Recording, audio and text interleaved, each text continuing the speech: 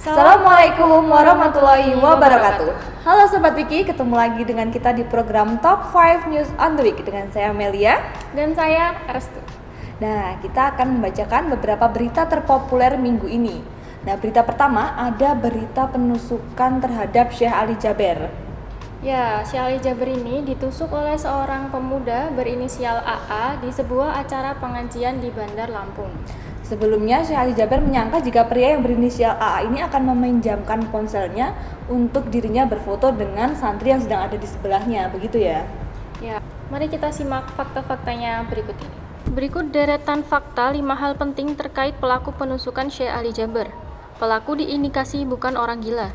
Pelaku belum pernah masuk rumah sakit jiwa karena saat interaksi tanya jawab dengan polisi dinilai lancar. Polisi pun masih mendalami sisi kejiwaan AA hingga saat ini. Pelaku diduga memiliki motif yang kuat. Syekh Ali Jaber sempat menceritakan kejanggalan saat mengalami penusukan tersebut. Ia menilai pelaku bukan orang gila dan memiliki motif yang kuat sehingga membuat ia menjadi incaran AA. Dalam proses pemeriksaan kepolisian, pelaku diketahui membawa pisau dari rumahnya. Pisau itu kemudian dibawa oleh AA menuju lokasi acara wisuda tahfidz Al-Quran di Masjid Falahuddin untuk menusuk Syekh Ali Jaber. AA kemudian mengarahkan pisau ke bagian leher dan dada Ali Jaber. Tusukan itu berhasil dihindari, namun Syekh Ali Jaber mengalami luka di bahu kanannya. Syekh Ali Jaber pun mengira pelaku sebelumnya ingin pinjamkan ponsel untuk berfoto bersama. Kabid Humas Polda Lampung Kombes Zahwani Pandra Arsyad menjelaskan, pelaku sempat dikira naik panggung untuk meminjamkan ponsel. Ketika itulah, AA kemudian naik ke atas panggung. Aksi AA kemudian dihentikan dan ia sempat dihajar oleh massa yang hadir di acara tersebut. Karena merasa kasihan, Syekh Ali Jaber kemudian meminta massa berhenti memukuli pria tersebut. Ali pun meminta jemaah segera menyerahkan pelaku tersebut ke pihak polisian. Nah, itu tadi fakta-fakta penusukan Syekh Ali Jaber di sebuah acara pengajian di Bandar Lampung. Semoga Syekh Ali Jaber juga segera diberikan kesembuhan ya. Amin. Nah, di berita kedua ini, publik digegerkan dengan penemuan mayat di sebuah apartemen di Kalibata City. Nah, setelah diusut, mayat tersebut merupakan seorang HRD. Diketahui juga, si HRD-nya ini itu sudah terpotong-potong menjadi 11 bagian. Nah, korban yang merupakan seorang HRD ini pertama kali berkenalan dengan pelaku melalui aplikasi Tinder. Keduanya kemudian memesan sebuah kamar di apartemen Kalibata City. Ya, dan korban ini dipukul menggunakan batu bata oleh si pelaku saat berkencan di kamar apartemen. Hingga akhirnya pelaku tidak sadarkan diri, kemudian dibunuh dan dimutilasi menjadi 11 bagian ya. Iya. Kita simak fakta-faktanya berikut ini. Kasus penemuan mayat terbungkus tas kresek dan dimasukkan koper di apartemen Kalibata City, Pancoran, Jakarta Selatan tengah menjadi sorotan publik. Setelah diusut, mayat yang merupakan korban pembunuhan dengan mutilasi merupakan seorang HRD. Tak lama berselang, 2 orang pelaku yang merupakan sepasang kekasih ditangkap polisi. Jumadil Al-Fajri atau DAF dan Laili Atik Supriyatin atau LAS ditetapkan sebagai pelaku mutilasi HRD bernama Reynaldi Harli Wismanu. Pembunuhan terhadap Rinaldi rupanya sudah direncanakan oleh kedua pelaku, berawal ketika korban berkenalan dengan LAS melalui aplikasi Tinder. Setelah intens berkomunikasi, RHW dan LAS memutuskan untuk bertemu pada Senin 7 September 2020. Kemudian pada Rabu 9 September 2020, keduanya menyewa kamar di apartemen di kawasan Pasar Baru, Jakarta Pusat selama 3 hari. Ketika korban dan pelaku LAS sedang berhubungan intim, DAF keluar dari tempat persembunyiannya dan langsung memukul korban dengan batu bata sebanyak 3 kali. Selain itu, pelaku juga melakukan 7 tusukan kepada korban hingga meninggal dunia. Di hari dan lokasi yang sama, jenazah RHW dimutilasi menggunakan gergaji dan sebilah golok. Motif pelaku kemudian terungkap. Nana Sujana menjelaskan 2 pelaku yang terdiri dari sepasang kekasih ini ingin membunuh korban karena motif harta. Setelah membunuh korban, pelaku kemudian menguras rekeningnya. Kedua tersangka membelanjakan uang korban untuk membeli 11 buah logam mulia, motor Yamaha NMAX, dan untuk menyewa sebuah rumah. Setelah menjalankan aksinya tersebut, tersangka LAS lalu mengubah penampilannya. LAS mengecat atau mewarnai rambut hitam sebahunya menjadi warna pirang. Nana Sujana menjelaskan hal tersebut dilakukan untuk menghilangkan jejak atau agar tak dikenali.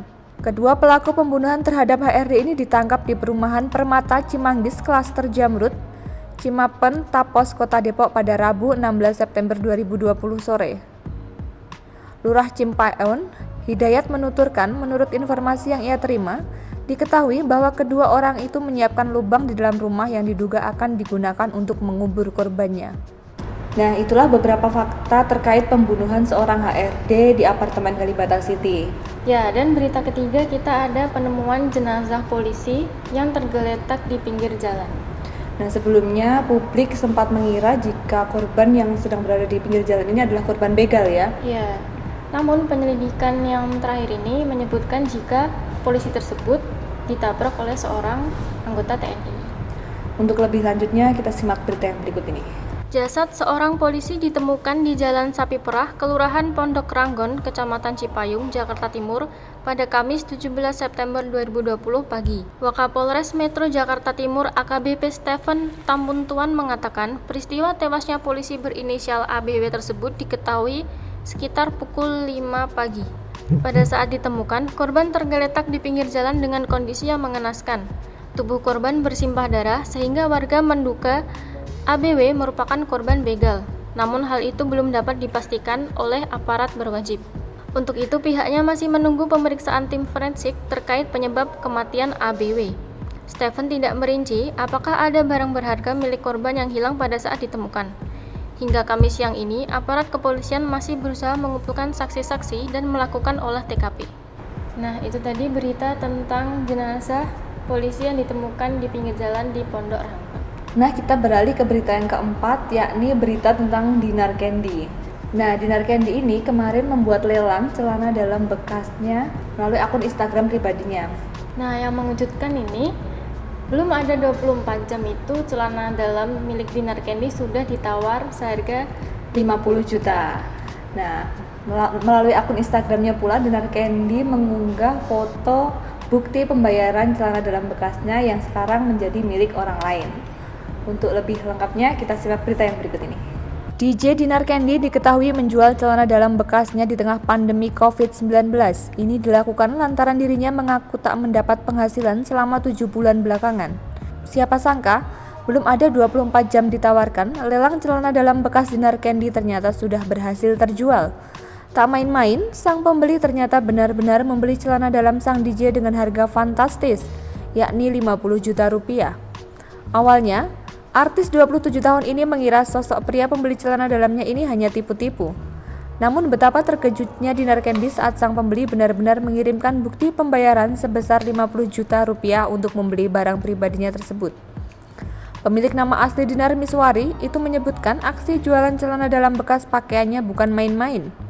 Dinar juga mencantumkan nomor asistennya untuk dihubungi oleh netizen yang berminat membeli celana dalamnya tersebut. 24 jam setelah mengunggah video tersebut, Dinar Candy mengumumkan bahwa celana dalamnya telah dibeli. Ia mengungkapkan bahwa ada 3 orang yang telah menawar celana dalamnya. Namun, rupanya celana dalam tersebut jatuh ke tangan seorang stunt rider kondang yaitu Bobby Triasanjaya. Dalam unggahan di akun Instagramnya, Dinar Candy memposting bukti transfer dari Bobby Triasanjaya. Nah, itu tadi berita tentang Dinar Candy yang berhasil menjual celana dalam bekasnya ya. Ya, dan kini kita sudah masuk ke berita kelima sekaligus berita penutup yang membicarakan tentang penerapan protokol kesehatan. Nah, pemerintah membuat aturan baru lagi yakni larangan menggunakan masker buff dan juga scuba. Ya, pelarangan ini dilakukan setelah Satgas COVID-19 itu berkata bahwa kedua masker tersebut tidak efektif kegunaannya. Ya, padahal udah banyak orang yang memproduksi masker scuba ini ya, bahkan juga UMKM sudah memproduksi masker tersebut. Nah, oleh sebab itu, mari kita simak berita lengkapnya berikut ini. Kota Bandung bakal adakan razia masker bagi warganya yang tak patuhi aturan protokol kesehatan. Namun tak hanya razia terhadap masyarakat yang tidak memakai masker, petugas juga akan mengambil tindakan untuk warga yang memakai masker scuba dan buff. Pasalnya, dengan meningkatnya angka penularan dan penyebaran COVID-19 kali ini, kedua masker tersebut dinilai tidak efektif. Oleh sebab itu, Kota Bandung akan menerapkan pelarangan penggunaan masker buff dan scuba sebagai alat pelindung diri atau APD pada masa adaptasi kebiasaan baru atau AKB Juru bicara Satuan Tugas Penanganan COVID-19 Wiku Adhisa Smito menyampaikan, masker scuba dan buff tersebut tak efektif digunakan sebagai APD. Hal tersebut ia sampaikan melalui kanal YouTube Sekretariat Presiden pada Selasa 15 September 2020. Selain itu, masker scuba mudah ditarik ke leher sehingga penggunaannya tidak berarti. Wiku menyatakan, masker merupakan alat penting untuk mencegah penularan virus corona, sehingga masyarakat perlu menggunakan masker yang berkualitas. Masyarakat pun bisa mengenakan masker bedah atau masker kain yang terdiri dari 3 lapisan kain katun. Ketua Komisi D DPRD Kota Bandung, Aris Supriyatna mengatakan, ketidakefektifan masker scuba dan buff sebagai APD terhadap virus corona harus secepatnya disosialisasikan kepada masyarakat. Meski demikian, Aris mendorong pemerintah untuk segera mencari solusi penggantian dari scuba dan buff tersebut. Terlebih, kedua jenis benda tersebut telah melekat dan menjadi pilihan masyarakat sebagai masker karena memiliki harga yang ekonomis. Bahkan, masker tersebut sudah terlanjur diproduksi secara massal oleh para pelaku usaha UMKM. Itu tadi kesimpulan berita tentang pelarangan masker scuba dan buff dari pemerintah Indonesia. Sebaiknya terus gunakan masker yang sesuai aturan dari pemerintah ya. Dan juga terapkan jaga jarak, cuci tangan, dan juga pakai masker. Ya. 3M. Mencuci tangan, Memakai masker, dan juga menjaga jarak. Nah, itulah berita terpopuler di Tribun News Wiki pada minggu ini. Sampai jumpa minggu depan dengan saya Melia dan saya Restu. Bye-bye. Terima kasih sudah nonton. Jangan lupa like, subscribe, dan share ya.